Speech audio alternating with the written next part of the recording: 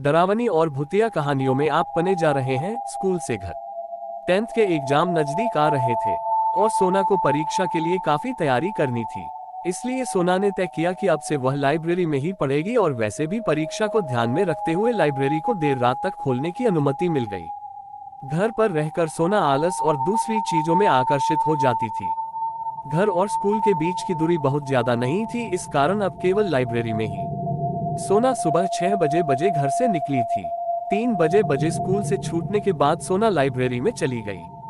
सोना को बहुत सारा सिलेबस कवर करना था, इसलिए रात के 10 बजे बज गए पता ही नहीं चला। सोना खड़ी हुई और चारों ओर देखा, उसे वहां पर उसके अलावा और कोई नहीं मिला। सोना ने सारी किताबें उठाई, बैग भरा और वहां से निकल गई। सोना इतनी रात को पहले कभी अकेले घर से बाहर नहीं निकली थी, इसलिए थोड़ा डरती हुई तेजी से कदम बढ़ा रही थी। सोना इधर उधर चारों ओर नजर घुमाए बिना बस आगे देखते हुए चल रही थी। अभी आधे रास्ते में ही आई थी कि हवा की गति थोड़ी बढ़ गई। हवा की तीखी प्रहार सोना के कानों में चुभ रहे थे, लेकिन सोना चले जा रही थी। अचानक हवा थम गई और एक आवाज आई, सोना रुक जाओ, रुक जाओ। सोना ने फटाक से पीछे देखो और फटाक से चारों ओर नजर घुमाए, उसे कोई नहीं दिखा। जैसे ही सोना ने सामने देखा, सोना की आंखें आने वाले कुछ पलों के लिए फटी की फटी रह गई। सोना ने कुछ ऐसा देखा जो अब से पहले उसने कभी नहीं देखा। उसकी आंखों के सामने एक खुले बालों वाली लड़की, जिसकी टांग मुड़ी हुई थी, लगड़ाते हुए सोना के सामने रही थी। जैसे जैसे वह लड़की उसके पास आ रही थी, सोना उसके हुलिये को ठीक से देख पा रही थी। सोना समझ गई कि यह कोई जिंदा लड़की तो नहीं है। वह लड़की आते आते कुछ बोल रही थी, रात को बाहर मत निकलना, वरना तुझे भी मरना पड़ेगा। मैं भी मर गई, तुम भी मरोगी। जो रात को बाहर निकलेगा सब मरेंगे, रात को बाहर मत निकलना। ऐसे बोलती रही और सोना के सामने आती रही। सोना ने जोर से चीखा, आ। चीख सुनते ही चारों ओर उजाला हो गया।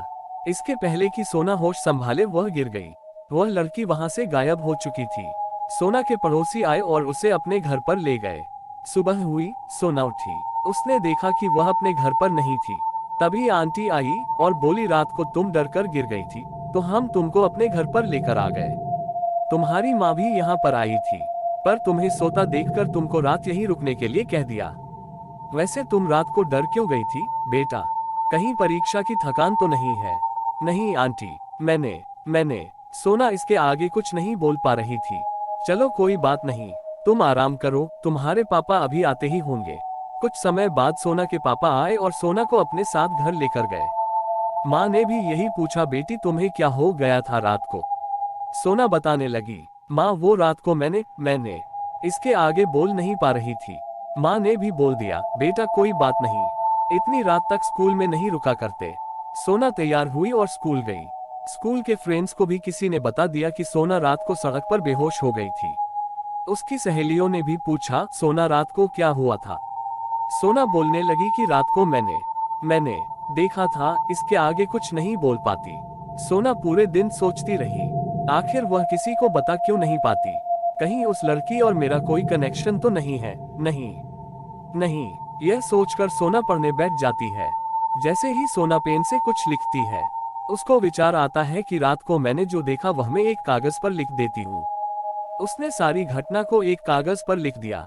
सोना ने उसे मोड़ पर अपने पास रख लिया। छुट्टी होने पर उसने अपनी सहेली को दे दिया।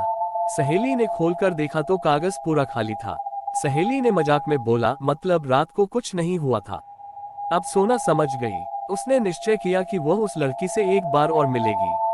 सोना लाइब्रेरी में बैठ गई और पढ़ने लगी। सोना रात के 9 बजे का इंतजार करने लगी। 9 बजे बजते ही सोना हिम्मत करके वहां पर पहुंच गई जहां उसने उस लड़की को देखा था। फिर से वैसे ही माहौल हो गया था। सोना अब की बार थोड़ी हिम्मत के साथ आई थी। फिर से वही लड़की दिखाई दी।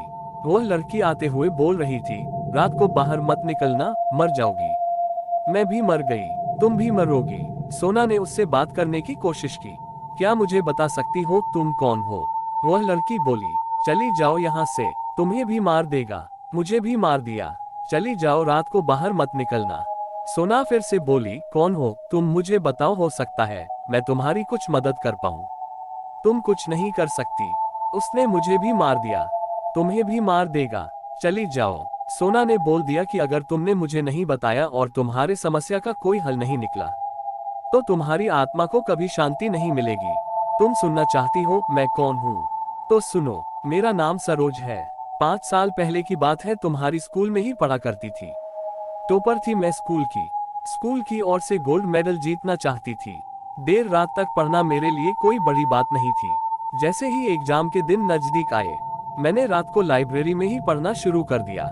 परीक्षा के 5 दिन पहले स्कूल के चपरासी मेरे साथ बदतमीजी की। उसने मेरे साथ सिर्फ इतना कहकर वो रोने लगी। फिर मैं इस सदमे को सहन नहीं कर पाए और स्कूल के ऊपर जाकर नीचे कूदकर आत्महत्या कर ली। इसलिए मेरी टांग टूटी हुई है। बताओ क्या मदद कर सकती हो?